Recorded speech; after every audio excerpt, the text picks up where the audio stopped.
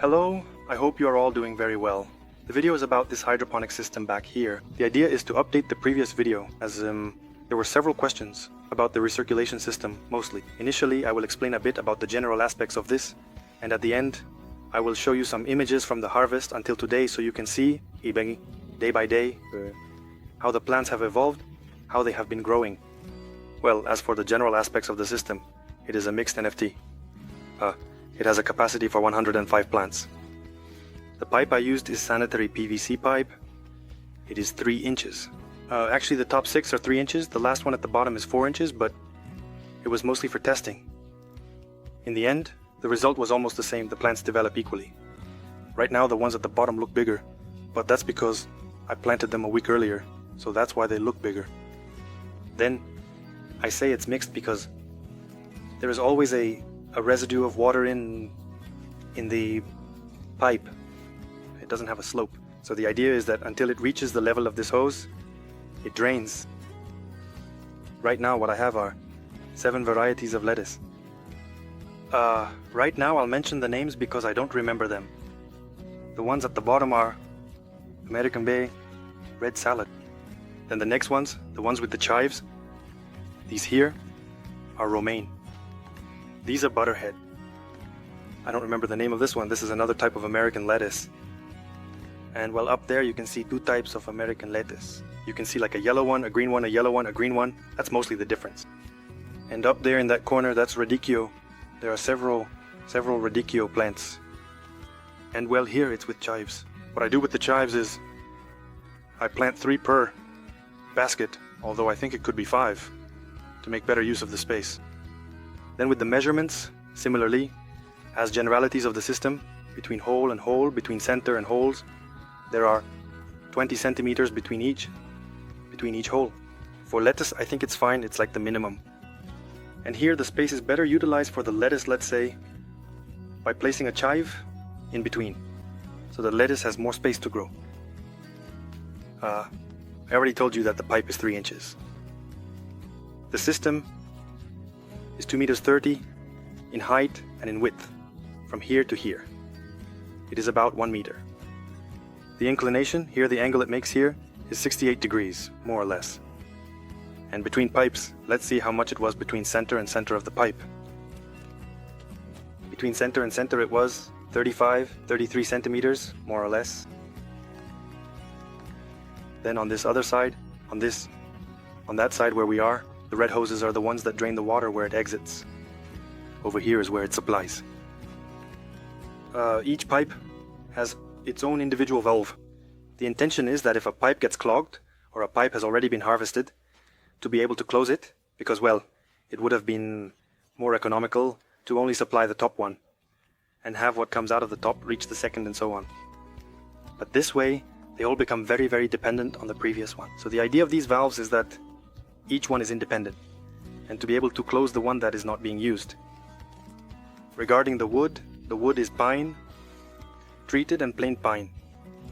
It's protected with an oil, but honestly it didn't give me very good results. I think I'm going to apply some other type of varnish or something because it's getting stained. So in the end, the idea is for it to withstand the outdoors. In theory, the oil I used is for outdoors, but it hasn't given very good results. I don't know if it's because I applied it wrong or what, but well, there you can see the stains.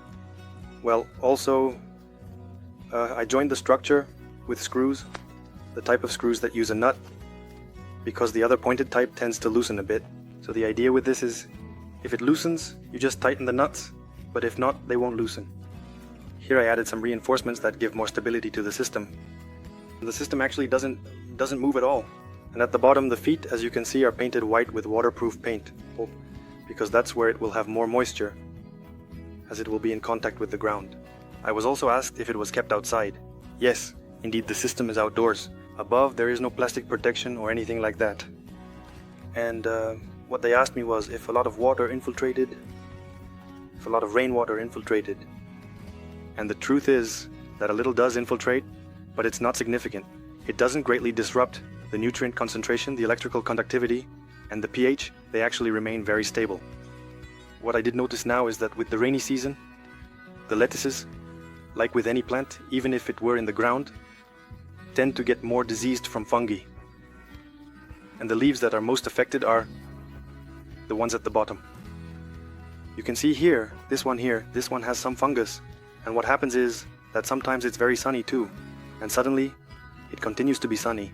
So the leaf ends up like stuck. Let's see if I can find one where it's clearer. Like these here, they are the ones that suffer the most. They get stuck. When they dry, they stick here to the PVC, and from there they burn. They burn from old age. Look at this one here. This one, what happened to it was that it was possibly very sunny. Then a rain came for a while that wet it, left it stuck to the tube, and then it got very hot again. And the leaf stays stuck to the plastic, so it dries there. There you see, look how they are down here. At the end of the harvest it will be good, because what you remove are those 3 leaves at the bottom, the oldest leaves, and the lettuce looks intact. But what I will do next time is apply broth, Verdale's broth, to also protect a little against fungi, because with the rains, as in any crop, there is more incidence of fungi. For the drainage, I think the drainage is the flaw in this system. The drainage is not very well done. By drainage, I mean here, these hoses where the water comes out. It reaches this pipe and returns to the tank. The tank, to be honest, is a bit small, but it will stay that way. If it were larger, I think the nutrient solution would remain even more stable. The pH and electrical conductivity would be less disrupted. The problem with these hoses is that they are very thin. What is really thin is this coupling, this joint I made here. The little hole is very thin, and when it drains very slowly, so I can't put too much flow into the tube, because it starts to overflow faster than it can drain, and it causes the water to spill over the top here, which is not the idea, because that water is lost. So possibly at some point I will change this here to put in a larger drain, a bigger hole with a thicker hose. All the tubes have the same system, a little hose, a regular garden hose. And well, as I was saying, what it does here is go down through this pipe where the hoses are connected. They reach there. For planting, what I use are hydroponic baskets. I also tried using cups, and they actually work quite well. You just need to know how to make the holes, because for example, this one is developing. Well, it's in a cup. But this other one here is also in a cup, and see how it became stunted. The issue with this one is that it didn't develop the root well. Look at how poor this root is compared to one like this, which has a good root. The key is to make the holes properly. I'll leave another video where it shows how to make the baskets with disposable cups, so you can see. Then regarding the pump, which is one of the main questions one always has when setting up a hydroponic system, I want to show you the pump I use. For this system, which is this one here, I made a sort of little roof for it to protect it a bit from the rain and all that. It's this one, a 1/2 horsepower peripheral pump. Actually, I could have a system twice the size, but it was the most economical one I found. So it's great because it's actually more than enough for what this system requires. Let's see. The electrical installation, let's say, what makes the system turn on and off. Here is the electrical part up, let's say. This is a regular outlet. The 3 wires from the regular outlet come here and go to this device over here. This device is like something that is between the outlet and the pump, and what it does is allow you to program at what time you want the pump to turn on and at what time you want it to turn off. Here it is programmed to turn on every hour for the first 5 minutes of each hour, only during daylight hours, because at night it's not necessary. Plus it makes noise. So it starts at 6 in the morning, from 6 to 6:05, from 7 to 7:05, and so on throughout the day. Additionally, at midday, which is 11, 12 and 1 in the afternoon, when it's hotter, it also operates on the half hours. So it operates at 11, 11:05, 11:30, 11:35, then 12, 12:05, and 12:30, 12:35, and so on until 1:35, right? What it does is operate in 5-minute cycles. Some people set it for 15 minutes, but as I mentioned, the pump is more than sufficient. So I know that in those 5 minutes, the water in the system has already been changed. So there's no need to run it for longer. There you see the connection, let's say, to the pump. This cable here is a weatherproof cable. It comes from the pump. And, well, regarding the piping part, I just want to mention that there are also many people who say that the best pumps for this system are these, the submersible ones, which don't have metal parts. And the truth is, it's true, because there's always some reaction between the metal and the dissolved salts. Something oxidizes or that kind of thing. But the thing is, these pumps like this one here are very expensive and don't provide the power that this half horsepower one would. This one here cost me twice as much as this other one. And it doesn't provide a tenth of the power from that pump. For example, this small one, no, it wouldn't have the capacity to move the system. It doesn't provide the flow rate, the height, or the pressure that this other one does. So, in the end, it's about analyzing the cost benefit of using one pump or the other. Obviously, this one is ideal, a more powerful one, but of this type would be ideal, but in the end, you have to consider the available resources to spend on the pump and all that, right? I use this one, and honestly, it has given me good results. I haven't had any issues with the solution becoming unbalanced or anything like that. It has rusted a little, which is obvious, because the water is salty, so it tends to cool the pump a bit, but it's minimal. Honestly, if I had to use another pump again, I would use this one for its price-quality ratio. Next, we will look at the tank. The tank, as I mentioned at the beginning, is a tank that is a bit small. I wish it were twice this size so it would adjust less. This tube here, let's remove the cover. This tube here is the one the pump uses to draw water. This here, this is a check valve. What it prevents is that when the pump stops, the water wants to return and a vacuum is created in the pump, leaving it without water, meaning air gets in. So you have to put this in to prevent the water from flowing in this direction, so it only flows in this direction. So when the pump stops and the water wants to return, this here cuts off that flow. And there it's just the return, right? The drainage of the pipes that returns here to be in the system. There, I put a cloth to filter out the larger particles a bit. Before I had a foam filter there, but it broke, so I have to fix it. It also prevented many of the things that pass through from returning to the system. They get filtered there.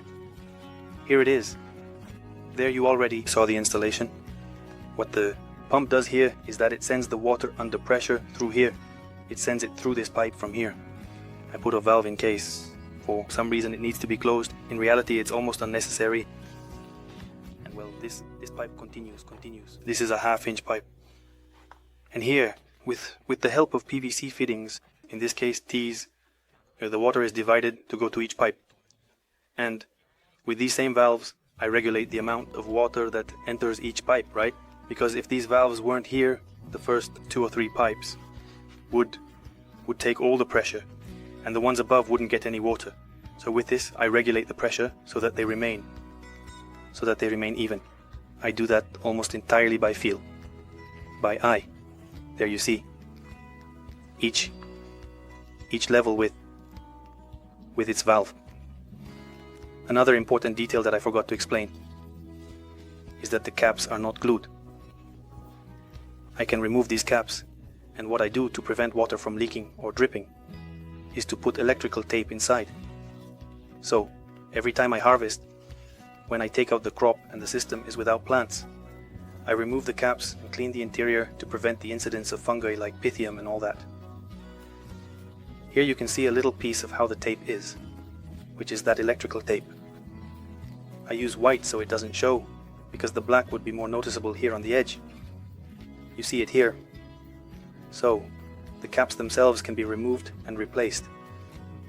Look here at this other one, how a piece of that electrical tape sticks out. With that, I avoid leaks and have the ease of removing the caps to clean the system. Well, for pH and electrical conductivity measurements, I use these 2 little devices. I got them from AliExpress or eBay, I don't remember. They are for home use, not professional. But for the price, maybe about $15. They are quite good for the use one is going to give them.